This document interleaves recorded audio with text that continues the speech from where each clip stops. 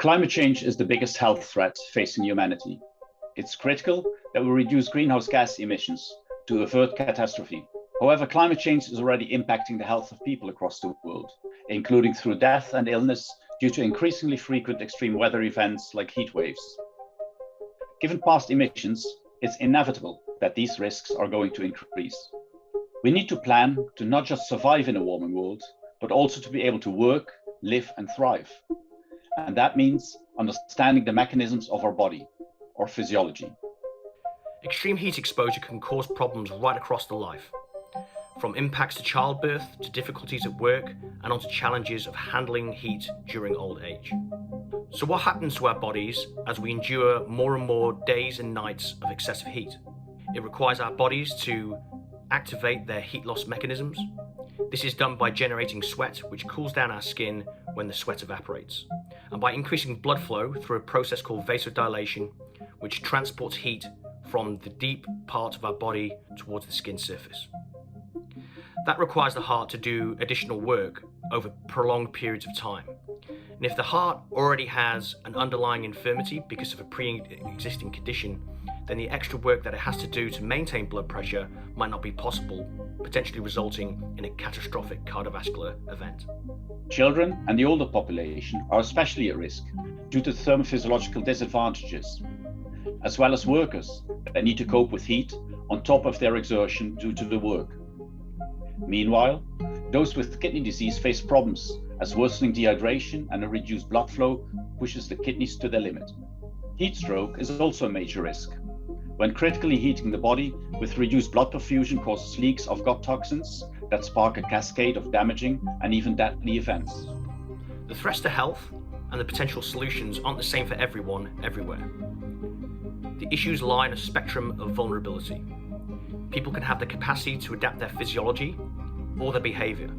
For example, during older age, people might have comorbidities or a reduced ability to secrete sweat onto the skin surface that limits their physiological tolerance to cope with the heat. But also, does a person have access to air conditioning or the ability to avoid work during the hottest part of the day? Or are their homes insulated against rapid heating on warm days? These are examples of behavioral adaptation. Those who suffer most from global warming in hotter, developing parts of the world often contribute least to the problem, yet they pay the heaviest price because they are furthest away from the effective cooling solutions that are accessible to most of us. Physiologists are developing effective and efficient cooling solutions that are affordable and work when and where people need them. We can manage heat at 3 levels: at the level of the landscape, the built environment, or at the level of the individual. Changes must be founded in an understanding of both the physics of materials and systems and the physiology of people. Engineers are working together with physiologists to improve the heat resilience of the cityscape. Adjusting the landscape with trees, green roofs, and more varied land use helps. Changing road surfaces by making them more reflective, and adjusting building designs reduces the thermal load on the citizens. These interventions are vital for the long-term health of everybody, but they need to be coupled with actions that can urgently increase the individual resilience of people now. After all, if a heat wave comes tomorrow, planting new trees today won't help very much. The challenge is greatest where resources are much more limited and existing buildings are composed of cheaper materials that heat up far more quickly.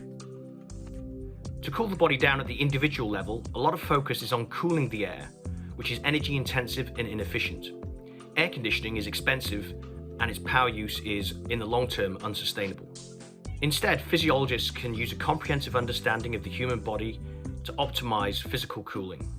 Our best natural defense is sweating, and research at the University of Sydney in Australia, funded by the National Health and Medical Research Council, shows that even at very high temperatures, electric fans, which use far less electricity than air conditioning and are much more accessible, can help with sweat evaporation. While in hot and arid climates, fans can sometimes do more harm than good, they are very effective in high humidity heat waves, which are most prevalent across the world. Older people sweat a little less, so in those particular situations, applying water to the skin to mimic sweating and letting it evaporate has been shown to be the most effective. This method is particularly effective because it requires few resources and no electricity. so it can even be used during electrical blackout, which are increasingly common during extreme heat events. Situation-specific solutions are key to managing the risks of heat properly. Research at Loughborough University's Environmental Ergonomics Research Centre contributed to the EU-funded Heat Shield project. This project aimed at charting the impact of climate change on the working population in construction, agriculture, tourism, transport and manufacturing.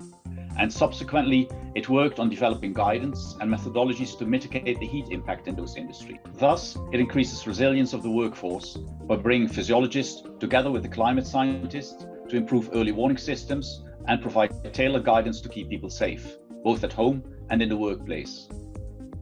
This is not just relevant to the older workforce, but equally impacts the younger workers.